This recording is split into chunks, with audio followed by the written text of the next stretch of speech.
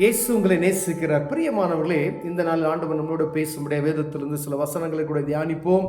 ஆண்டவர் நம்மளோடு இடைபடுவாராக. அது மார்க்குவின் புஸ்தகம் 4வது அதிகாரம் 10, 11, 12, 13 வசனங்களிலிருந்து ஆண்டவர் நமக்கு கற்றுக் கொடுக்கக்கூடிய காரியத்தை பார்ப்போம்.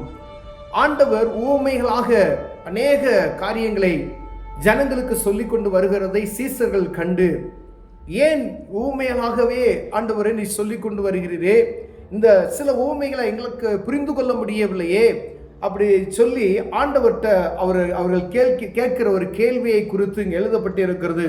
அவர் தனித்திருக்கிற போது 12 கூட அவரை சூழ்ந்திருந்தவர்கள் இந்த ஊமையை குறித்து அவரிடத்தில் கேட்டார்கள்.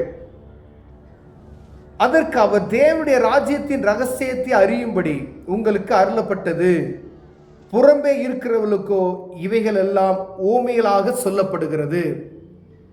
சீசர்களை பார்த்து சொல்லுகிறார், உங்களுக்கு இந்த காரியம் புரிந்து கொள்வதற்கு அருளப்பட்டது வெளியே இருக்கிற மற்ற எல்லா ஜனங்களுக்கும் ஊமைகளாக சொல்லப்படுகிறது. இப்போ உதாரணத்துக்கு ஒரு காரியம் எடுத்துக்கோங்களேன். அரசாங்கத்தில் எல்லாருக்கும் 1 லட்சம் ரூபா அவங்க அக்கௌண்ட்டில் போடப்படும் அப்படின்னு சொல்லிட்டாங்க. அப்படின்னா நம்ம அதை கேட்டுட்டு எந்த சூழ்நிலை ஒரு 2000 ரூபா நமக்கு அக்கௌண்ட்டில் போட போகிறாங்க அப்படின்னு சொன்னால் அதுக்கு நம்ம எடுக்கக்கூடிய பிரயாசங்கள் எவ்வளவு இருக்கிறது என்று நாம் அறிந்திருக்கிறோம். நமக்கு 2000 ரூபா இலவசமாக கவர்மெண்ட் கொடுக்க போகிறாங்க அப்படின்னு சொன்னால் அதுக்கான எல்லா தீவிரமான செயல்களை எனச்சும் ஈடுபட்டு அந்த பணத்தை நம்ம எப்படியாவது பெற்றுக்கொள்ள வேண்டும் என்கிற முயற்சியில் நாம் எவ்வளவு நம்மளை தீவிரப்படுத்துவோம். அப்போ 1 லட்சம் ரூபா அப்படின்னு சொல்லும்போது நம்ம எவ்வளோ அதை ஃபாஸ்ட்டாக ஒர்க் பண்ணுவோம், என்னென்ன செய்யணுமோ அந்த காரியத்தெல்லாம் சரியாக நம்ம செய்வோம். அதை கேட்டுவிட்டு 1 லட்சம் ரூபா வந்தால் என்ன வரலன்னா அப்படின்னு சொல்லிட்டு போகக்கூடிய ஆட்கள் எத்தனை பேர் இருப்பார்கள் பாருங்களேன். ஒருவேளை ஊமையாக சொல்லப்படுகிற காரியம், நான் இது ஆண்டவர் சொல்லுகிறார், அநேக காரியங்களை ஊமைகளாக சொல்லி கொண்டு வருகிறார். நம்ம புரிந்து கொள்வதற்காக பரலோக ராஜ்யத்துக்கான காரியத்தை ஆண்டவர் இங்கே வெளிப்படுத்துகிறார். இந்த காரியம் மிகவும் முக்கியமானது. 1 லட்சம் ரூபா பணம் வரும் போகும் அது வேற. ஆனால் பெர்மனண்டா வாழக்கூடிய ஒரு இடத்துக்கு அங்கே அங்கீகாரம் கிடைப்பதற்காக ஆண்டவர் பேசி கொண்டிருக்கிறார். அந்த பரலோக ராஜ்யத்தை குறித்து நீ அவங்க உள்ள வரணும்னா இப்படிலாம் நீ நடந்துக்க அப்படின்னு சொல்லி, பரலோகத்துக்குள்ள இப்படி தான் வர முடியும், இவங்கெல்லாம் வர முடியாது அப்படின்னு சொல்லி சொல்றாரு. ஆனால் அங்கே அந்த வார்த்தைகளை கேட்டும் கேளாதவர்களை கீழே பார்த்தீங்கன்னா, அவர்கள் குணப்படாதபடிக்கும், பாவங்கள் அவர்களுக்கு மன்னிக்கப்படாதபடிக்கும், அவர்கள் கண்டும் காணாதவர்களாகவும் கேட்டும் உணராதவர்களாகவும் இருக்கும்படி இப்படி சொல்லப்படுகிறது என்றார். ஒரு ஆஃபர், சரியான ஆஃபர் ஒரு வந்துருச்சு. ஆனால் அந்த ஆஃபரை நமக்கு பார்க்காத மாதிரியும் கேட்டும் கேட்காத மாதிரியும் அதை உணர்ந்து கொள்ளாதபடி இருக்கும்படிக்கு, அதில் குணப்படாதபடி இருக்கும்படிக்கு, ஐயா அவன் பாவம் மன்னிக்கப்படுகிறது என்று சொன்னாலும் அதை கண்டுக்காதபடிக்கு இருக்கக்கூடிய ஒரு சூழ்நிலைக்கு நேராய் இது ஆண்டவர் சொல்றார். அவர்கள் அப்படி அறிந்து கொள்ளும்படிக்காகவே இப்படி ஊமையாக சொல்லப்படுகிறது. அப்ப ரொம்ப தெளிந்த புத்தியுள்ளவர்கள் மாத்திரமே பரலோக ராஜ்யத்துக்குள் நுழைய முடியும் என்பதை நாம் அறிந்து கொள்ள. ஊமையாக பேசப்படுகிற வார்த்தைகள், அப்போ அந்த ஓமையாக பேசக்கூடிய வார்த்தைகளை நம்ம உற்று நோக்கும்படி அழைக்கப்படுகிறோம். எங்கெல்லாம் ஆண்டவர் ஓமையாக பேசப்பட்டு இருக்கிறாரோ இது முக்கியமான காரியம் என்பதை நாம் புரிந்து கொள்ளும்படி அழைக்கப்படுகிறோம். பிரியம் அநேகருக்கு அது என்ன செய்வோம், சில விதைகள் நல்ல இடத்தில் விழுந்தது, சில முட்செடிகளில் விழுந்தது, சில இடத்து நல்ல நிலத்தில் விழுந்தது அப்படின்னு சொல்லி ஈஸியாக நம்ம பிரசங்கித்து விட்டு போயிடும். கேட்டுட்டு நம்ம என்ன செய்யறோம், போயிடுறோம். ஐயா, அது விதைக்காக சொல்லப்படவில்லை, மனிதனுடைய ஆத்மாவுக்காக சொல்லப்படுகிறது என்பதை நாம் அறிந்து கொள்ள முடியாது. ஆண்டவர் அவர்கள் புரிந்து கொள்வதற்கு ஓமையாக, நீங்கள் பரலோக ராஜ்யத்துக்கு வரணும்னா நல்ல விதை கொடுக்கிற, நல்ல கனி கொடுக்கிற, நல்ல நிலத்தில் விழுந்தவர்களாய் இருக்கும்படியாய் பார்க்கப்படுகிறது. பாவம் மன்னிப்பு அதில் முக்கியமாக சொல்லப்படுது பாருங்க. அவர்கள் சொல்லப்பட பின்பு அவர்களை நோக்கி அவர்கள் இந்த ஓமையை நீங்கள் அறியவில்லையா? அறியாவிட்டால் மற்ற ஓமைகளை எப்படி அறிந்து கொள்வீர்கள்? பாருங்க, ரகசியத்தை அறியும்படி உங்களுக்கு அருளப்பட்டது எல்லாம் உங்களுக்கு சொல்லப்படுது. அவர்கள் குணப்படாதபடிக்கும், பாவங்கள் அவர்களுக்கு மன்னிக்கப்படாதபடிக்கும், அவர்கள் குணப்படாதபடிக்கும், அவருடைய பாவங்கள் மன்னிக்கப்படாதபடிக்கும் அப்படின்ற 2வது காரியம் பாருங்க. இயேசு கிறிஸ்துவின் இரத்தம் சகல பாவங்களை நீக்கி சுத்திகரிக்கும் என்று எங்கும் பிரசங்கிக்கப்பட்டு கொண்டிருக்கிறது. பிரியம், நன்மையான காரியங்களை யாருமே எடுத்துக்கொள்ள மாட்டோம். பார்த்தீங்களா, இது பாருங்க, இது நல்லது, இந்த காரியத்தை செய்யுங்க. டாக்டர் ஒரு மருந்து கசப்பாக தான் கொடுப்பாரு. அந்த கசப்பான மருந்தை சாப்பிட்டா தான் என்ன செய்யும்? நமக்கு பூரண சுகம் உண்டாகும். ஒருவேளை மாத்திரை டாக்டரை போய் பார்க்குறோம், நீ இப்படி தான் இருக்கணும், இந்த நேரத்தில் நீ மருந்து சாப்பிடணுயா, இந்த காரியத்தெல்லாம் நீ செய்யக்கூடாது அப்படின்னு சொல்லிட்டு அதை கேட்கல அப்படின்னா அந்த வியாதி என்ன செய்யும்? முத்தி போய் ஒரு நேரம் என்ன செய்யும்? மரணத்துக்கு நேராக தள்ளப்பட்டு விடுவோம்.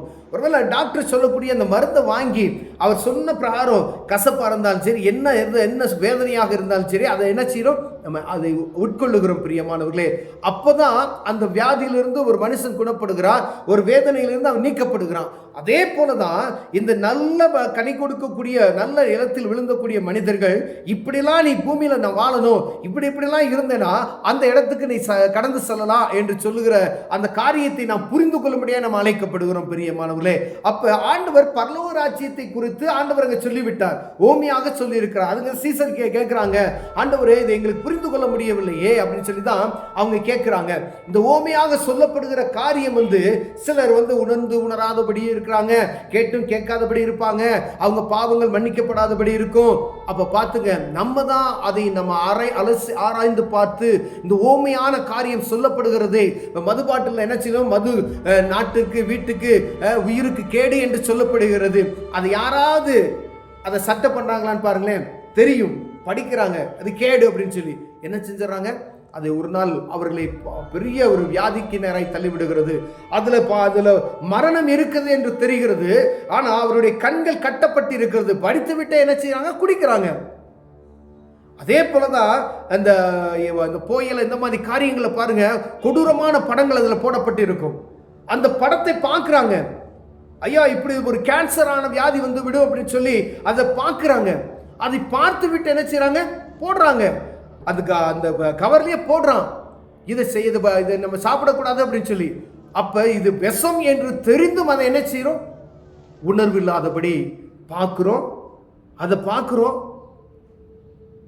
அதை பார்த்து பார்க்காதபடிக்கு, இது பாவம் என்று தெரியும், அந்த பாவத்தை பத்தி நம்ம அக்கறையே இல்லாதபடிக்கு, கொஞ்சம் கூட அதை உணர்வு இல்லாதபடிக்கு, இதுதான் ஓமையாக சொல்லப்பட்ட காரியம். எல்லா இடத்துலையும் ஆபத்து, இது ஆபத்து என்று சொல்லப்படுகிறது. அந்த ஆபத்தை மீறி கடந்து செல்லும் பொழுது ஆபத்தில் மாட்டிக்கொள்வோம். பிரியமானவர்களே, அதே போலதான் பரலோக ராஜ்யத்தினுடைய ரகசியங்களை ஆண்டவர் எழுதி வைத்திருக்கிறார். அங்கு நீ கடந்து செல்வதற்கு இதுதான் பாதை, இப்படித்தான் நீ நடந்து கொள்ளணும் என்று சொல்லப்படுகிறது. அதை கேட்கிறவர்கள் சிலரே. அப்ப பரலோகத்துக்கு ஏற்றவர்களை யார் ஆண்டவர் சிலவர்களை பிரித்தெடுக்கிறாரோ அவர்கள் தான் உள்ள நுழைய முடியும். ஒருவேளை பார்த்துட்டு பார்க்காத மாதிரி, கேட்டுட்டு கேட்காத மாதிரி, உணர்வு இல்லாதபடி என் பாவம் மன்னிக்கல நான் பரவாயில்ல என்று சொல்லுகிறவர்களுக்கு ஒன்றுமே செய்ய முடியாதே. பரிதபிக்கப்பட்ட சூழ்நிலைக்கு நேராய் தள்ளப்படுவாங்க. கடைசி நேரத்தில் மரண பயம் வந்ததுமே அப்பதான் நமக்கு என்ன செய்யும்? உணர்வு வரும். மரண பயம் வந்ததுமே என்ன செய்வது? அங்கே ஓடுவதோ இங்கே ஓடுவதோ ஒன்றுமே பண்ண முடியாது. டாக்டர் என்ன செய்வார்? கைவிரிச்சு விடுவார். பிரியமானவர்களே, கடைசி நேரத்தில் கூட இருக்கிறவங்க எவ்வளோ பிரயாசப்படுகிறாங்க. பிரயாசப்பட்டும் பல லட்சங்களை செலவு பண்றாங்க. ஐயா எப்படியாவது காப்பாத்துங்கன்னு சொல்லி. ஆனா எத்தனை குடும்பங்கள்ல இந்த மதுபானத்தின் நிமித்தமாய் மரித்து போய் விடுகிறார்கள் பாருங்க. ஒன்று பாவம், இரண்டாவது மரணம். பாவம் மரணத்தை பிறப்பிக்குமா?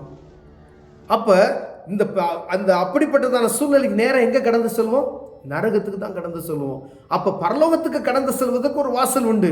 அதை அறிந்து கொள்வதற்கு தான் ஓமைகளாக ஆண்டவர் சொல்லுகிறார். அப்ப இந்த ஓமையான காரியங்களை நாம் புரிந்து கொள்ளும்படி, நீ பரலோகத்துக்கு கடந்து செல்வதற்கு நீ ஆண்டவருடைய சத்தத்தை கேட்டு இந்த பூமியில நல்ல மனுஷனா வாழு, சில தவறான காரியங்களை செய்யாத, பரிசுத்தமாய் வாழ்வதற்கு கற்றுக்கொள், மற்றவர்களுக்கு உதவி செய்ய, உன்னை நேசிக்கிறது போல பிறனை நீ நேசி. ஆண்டவர் அருமையாய் எந்த ஒரு இடத்துலையும் தவறான ஒரு கருத்தை ஆண்டவர் சொல்லவே இல்லை. நல்ல கருத்துக்கு எங்க எல்லா இடத்துல நல்லதை செய்ய சொன்னா எங்க எல்லா இடத்துல என்ன செய்யும்? எதிர்ப்பு தான் வருது. நன்மை செய்யுங்க, ஆண்டவர் அதை தான் சொல்றாரு. ஆனா அதை பாருங்க, பூமியில அதை கேட்பதற்கு ஆள் இல்லை. ரொம்ப கவனமா இருக்கும்படி அளிக்கணும். யோனாவின் நோவா தீர்க்கதரிசியின் காலத்துல பாருங்க, அவர் பயங்கர அநேக வருடங்களாய் அந்த அந்த நோவா பேழையை செய்து கொண்டு இருக்கிறார். ஜனங்கள் பார்க்கிறாங்க, உணர்வு இல்லாதபடி இருக்கிறாங்க, கண்டு கொள்ளவில்லை. அவர்கள் பாவத்தில் பெருகி கொண்டு இருக்கிறார்கள்.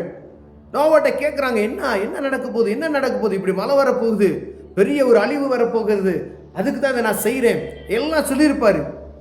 பல ஆண்டுகள் அவர் பிரசங்கம் செய்து அது போட்டை முடிக்க வரைக்கும், ஃபினிஷிங் பண்ணி எல்லாம் முடிக்க வரைக்கும் எல்லாருடைய சத்தமும் எல்லாருக்கும் அவர் பிரசங்கித்திருக்கிறார். ஆனால் கடைசி நேரத்தில் கதவு அடைக்கப்பட்டது. பிரியமானவர்களே, எல்லா ஜனங்களும் ஓடி வராங்க, எங்க உள்ள அடைக்கப்பட்ட கதவு திறக்கப்படாது.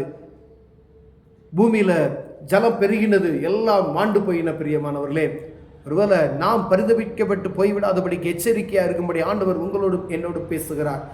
ஓமையான காரியங்களை அறிந்து கொள்ளும்படி இந்த வேத புத்தகத்தை வாசித்து இந்த பூமியில நன்மையான காரியங்களை செய்து பரலோக ராஜ்யத்துக்கு ஏற்ற காரியங்களை நாம் அனுபவித்துக் கொள்ளும்படி, அங்கு கடந்து செல்வதற்கு என்ன செய்ய வேண்டும் என்பதை பார்த்து பாவ மன்னிப்பு நிச்சயத்தை பெற்றுக்கொள்ள அழைக்கப்படுகிறோம். கண்களை மூடுவோம், ஜெபிப்போம். அன்பின் தகப்பனே, ஆண்டவரே, பைபிள்ல சொல்லப்பட்ட இந்த வசனங்களை கேட்டு பரலோக ராஜ்யத்துக்கு ஏற்ற காரியங்களை இந்த பூமியில இருக்கும் பொழுது செய்ய எங்களுக்கு உதவி செய்யுங்க. இயேசுவின் நாமத்தில் பிதாவே, ஆமென்.